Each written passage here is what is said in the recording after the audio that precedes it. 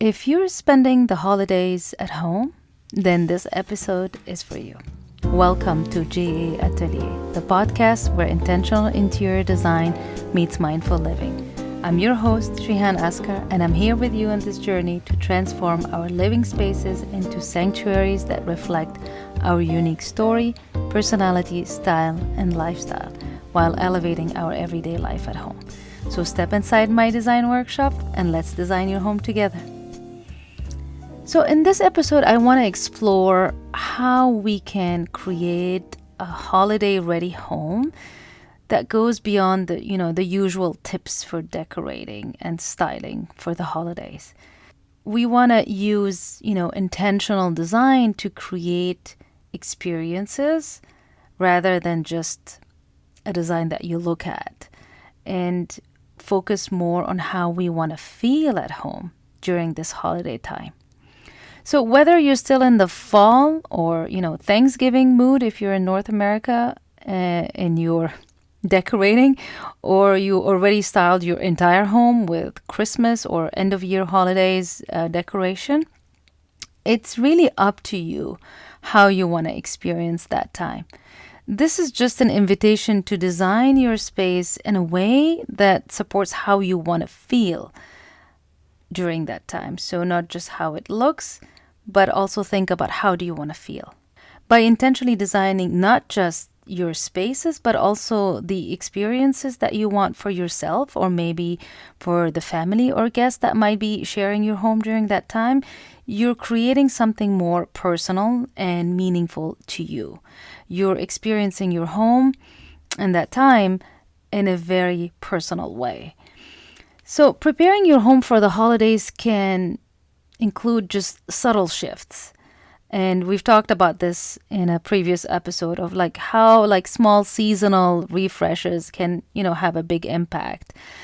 While a beautiful space sets the stage, of course, it's what you see, but it's also the thoughtful little touches, intentional arrangements, meaningful elements that you bring in to cultivate that feeling you're after. So not just how the space looks like, but also how it feels to you and maybe to the people you have at home during that time.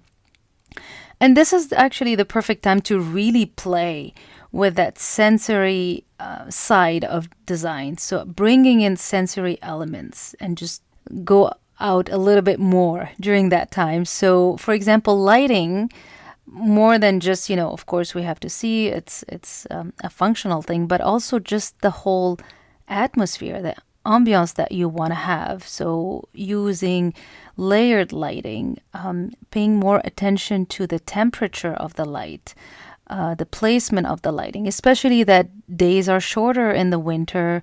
It's probably cooler, at least if you live in the northern hemisphere. So the lighting makes a big difference in how you feel. Bringing in candles, the candlelight, right? So all of this is the sensory element of the design. And then sound, music, whether you're having an intimate dinner or a bigger dinner or a party, or you're just cooking at home, just relaxing with your family. What kind of music or sound is playing in the background? Is it, songs that you like, or is it just relaxing music? So just think of bringing that element in. Scent is another one. Again, candles, diffusers, essential oils, all of that, but even just cooking. How do you want to experience that in your home? And what makes you feel good during that time of year? And how can you bring it through the sense of smell? So all of this will create the ambiance that invites you and maybe everyone that you have at home to create new memories, because you're really engaging all the senses. But I want to also talk about preparing your home in kind of two general areas, especially during this time. It's just I thought about how can I approach this in a more, not structured, but, kind of give you a framework of how to look at the space. So I thought about two ways.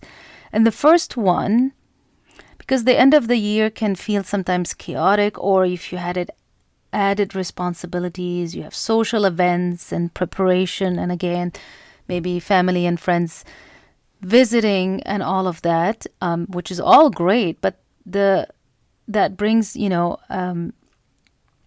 a thought of maybe I need some space for myself too, to kind of recharge. So the first space maybe to consider is one that is dedicated to your personal retreat or self-care, whatever you want to call it. It's just a place where you can pause, reflect, recharge as that holiday season unfolds. You just create a peaceful sanctuary maybe within your home to give you space if you need that space to step back and find some stillness. And it could be a place to just relax when you feel that the season is getting really busy, and just full, again, in a very nice and great way.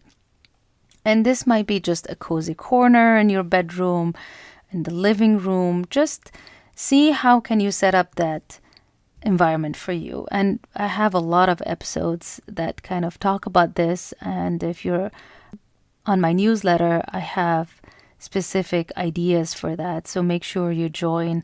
I'll put the link in the show notes for you to get a little guide of how to create that space for you, just with subtle, small changes. And, just add whatever you need to feel good and create the experience you're after. So again, whether it's relaxing or enjoying an activity or just, something that gives you energy even, just create that space according to what you want. And the textures, the colors, the lighting, the scents that kind of speak to you and what you need at that time. Aim is really to create a corner that feels like your personal retreat. And it's not just aesthetically, but also to create that experience that nurtures and rejuvenates you and gets you ready for that new year. The other area, or the second area, is the one that focuses more on crafting that welcoming experiences for family or guests if you are having them over for the holiday, or even just your own family. Creating that experience for everyone, basically. And it could be a space, to foster some warmth, connection, comfort, and encourages people to just be together and enjoy that time together. So actually this year I have more guests, extended family coming over and spending a longer time because they're coming from abroad as a longer trip. And it made me think of, what does my home need?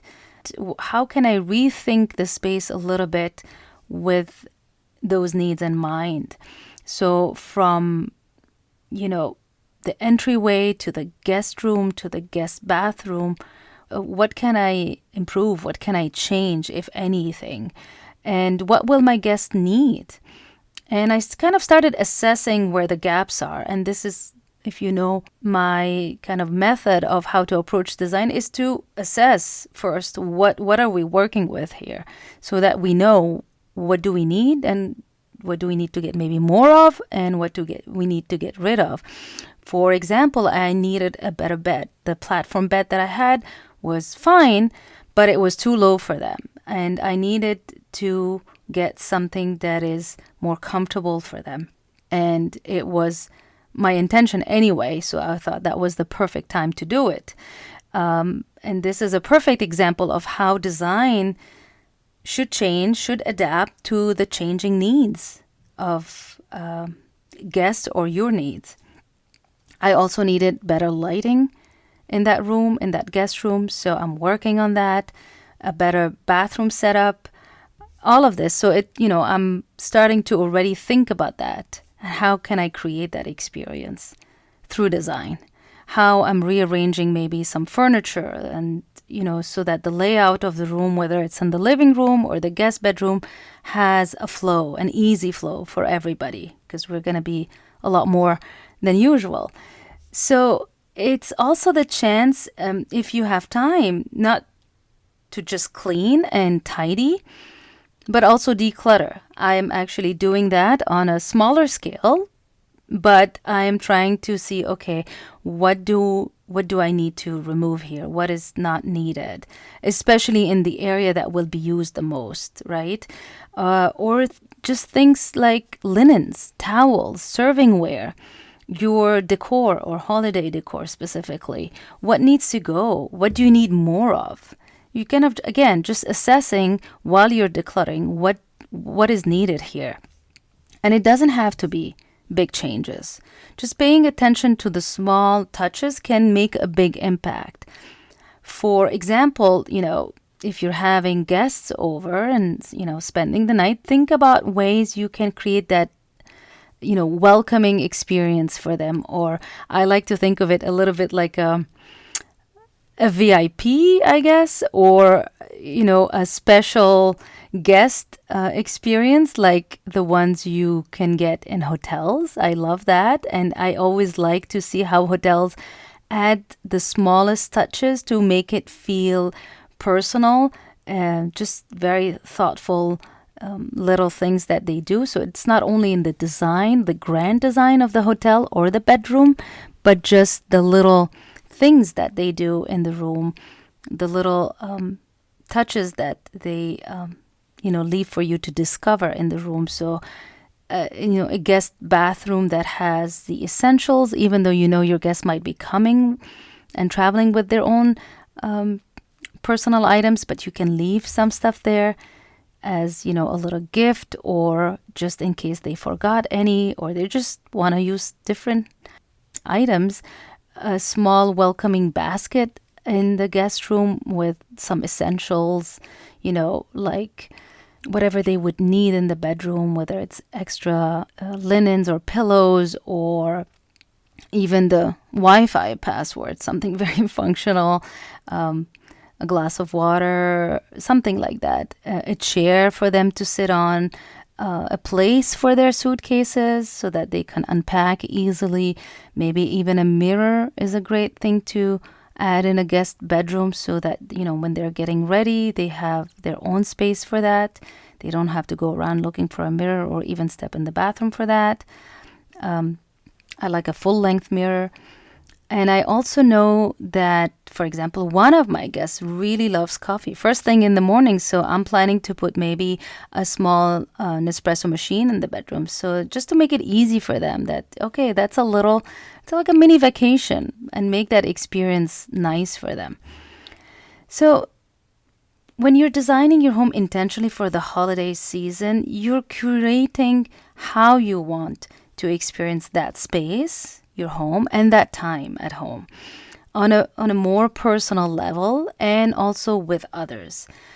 So I hope this episode inspires you to design, style, decorate your home with your intention in mind, the way you want to feel during that holiday season, without pressure to decorate in a certain way or look a certain way, just focusing on designing intentional experiences and memorable moments. Thank you for joining my atelier, and if you've enjoyed this episode, please leave a review or share it with a friend. And remember, I have that mini guide for you in the show notes on how to elevate with small intentional spaces. There is a quiz for there too, of kind of like what kind of vibe you like at home. And I'll see you in the next episode.